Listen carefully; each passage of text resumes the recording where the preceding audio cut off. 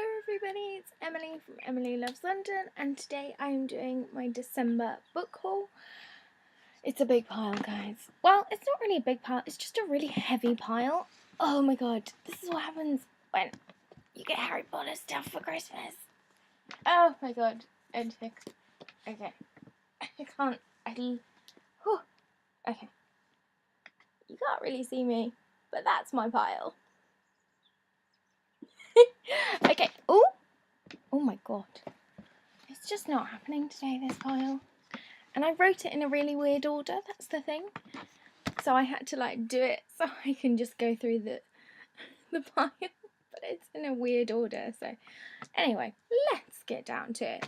First on my list of my book haul, I have The Princess Diarist by Carrie Fisher. This has got a 3.65 on Goodreads. It's published by Blue Rider Press. It's 257 pages, and basically this is Carrie Fisher's story of her time on the first Star Wars film, and it's just really funny and it sounds like a great read, and I really love Carrie Fisher and I always wanted to know her side of the story, so when this came out I was like, yes, I want to get this. And now it's in paperback, so I can nicely read it quickly. Next on my list I have something I'm very excited about, and this is called The Zoo, and it's by Isobel Charman, and this has got a 3.36 on Goodreads. It's published by Pegasus Books, and it's 368 pages long, and basically this is the fantastic and beautiful story of how London Zoo came about. I think I'll just explain this. So London Zoo is in it's in just near Camden in the park, and it's a fantastic zoo. It's been around for years and I have been going since I was a little girl. I used to have a membership and then it got too expensive. But yes, I do love going. I love seeing the penguins and the monkeys. I'm a big fan. So yes, I can't wait to see how the fantastic London Zoo came about. And also they do a lot for conservationists and stuff like that, so they're a fantastic organisation. ZSL, if you guys want to donate something to him, I'm sure they would appreciate it. That wasn't sponsored, I like to support them a lot. Next on my list is something for my history reading, and this is called Four Princes, and it's by John Julius Norwich. It's got a 3.67 on Goodreads. It's published by Atlantic Books, and it's 304 pages long, and basically this is part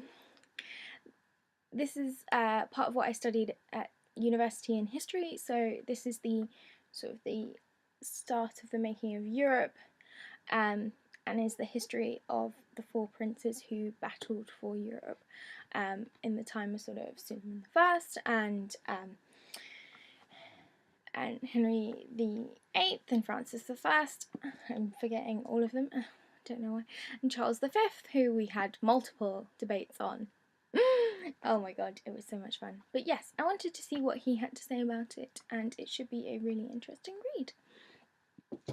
Next on my list, to continue with my history reading, is Game of Queens, and this is by Sarah Gristwood, and it's got a 3.97 on Goodreads. It's published by One World. It's 416 pages long, and basically this is the story of the most amazing woman in the 16th century, from Catherine de Medici, who I absolutely adore and studied, to, I think it's Mary? Is it Mary? No, Marguerite of Navarre. And these are fantastically strong women who set the bar for Elizabeth I and Elizabeth II and other queens throughout history. So yeah, it should be a very, very interesting read, and yeah, I can't wait to read it. And then I'll recommend it to my lecturer, because she loves, I always tend to give her a few recs. Next is part of my slightly politics reading, although I haven't done much politics reading lately, and I starting to annoy me. But this is Noam Chomsky's Global Discontents. I did study a lot of Noam Chomsky, and I can't say I agree with everything he says, but he is very interesting in the arguments that he does pose. And basically this has a 4.48 on Goodreads. It's published by Metropolitan Books. It's 240 pages, so it's quite quick. So you don't have to get full on into the long arguments of politics, which sometimes can get a bit boring, I admit that. But basically this is a set of interviews with Noam Chomsky and David, I'm going to say his name wrong, Barzamain, I think it's Barzamain. And this is them talking about the global issues around the world, because the world's just gone crazy. Absolutely crazy, but it should be a very interesting read. Next I have something I was very excited for, even though I don't actually read her other stuff, which is more sort of romance, because that's not really my thing, but I was really interested to see that she's doing something completely different now, and this is YearOne by Nora Roberts. It has a 4.31 on Goodreads. It's published by St Martin's Press, and it is 432 pages long, and basically there's a big massive apocalypse, and due to a nasty I think it's disease. Yeah, is it disease? Yes, it is disease. And basically this is about the time after the apocalypse and what happens with those who have survived it. So yeah, it should be really interesting, and it's going to be a series, so I can't wait for the rest. Even though I haven't started reading it, I'm really excited. I'm just like, yes, let's get into it, even though I have like 500 other books to read. It's just the way it is. Just the way it is. Next on my list, to continue with my sci-fi reading, I have Annihilation, and this is by Jeff Vandermeer. It's got a 3.64 on Goodreads. It's published by Fourth Estate, so they've republished, I think they're republishing all of them with like nice pretty colours. I don't like pink, but this is kind of cool. I like this pink. It's 195 pages long, so it's really, really, really short. And basically, there is a disaster zone. I can't say anything today. Working too much. Basically, there's a disaster zone called Area X, and it is managed by the Southern Reach, and they have sent many expeditions out there, but nobody has really survived and come back to give some reports on it. So this time they send out the 12th expedition, and weird things start to happen. And I think they do come back. Who knows? But yeah, looks like a very interesting read, and I love to get into my classic sci-fi, because my knowledge of classic sci-fi is mainly just Ursula Le Guin and Ian Banks and Brian Aldiss. So yeah, I need to really. If you have any suggestions, please leave them in the comments, because I want to get into the classic sci-fi reading. Next on my list I have, this is a fat one, Harry Potter and the Prisoner of Azkaban, by J.K. Rowling and illustrated by Jim Kay. And obviously this is the fantastic illustrated edition. I love it. It has the night bus on it. I love the night bus. The night bus is one of my favourites. And this is published by Bloomsbury. It has a 4.53 on Goodreads. It's 326 pages long, so not so big. And basically this is Harry Potter's 3rd year at Hogwarts, and I can't really tell you anything. I don't want to spoil it for those of you who haven't read Harry Potter.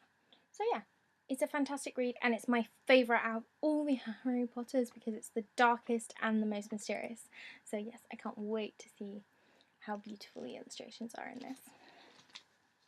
Okay, next, to continue with our Harry Potter little thing, I got given by my grandma the Harry Potter A History of Magic, and this is done by J.K. Rowling and obviously the British Museum, because this is the fantastic book edition of the beautiful exhibition over in the British Library of the history of Harry Potter and how it came about, which I would love to go to, but I very silly haven't got tickets yet. I really need to do that.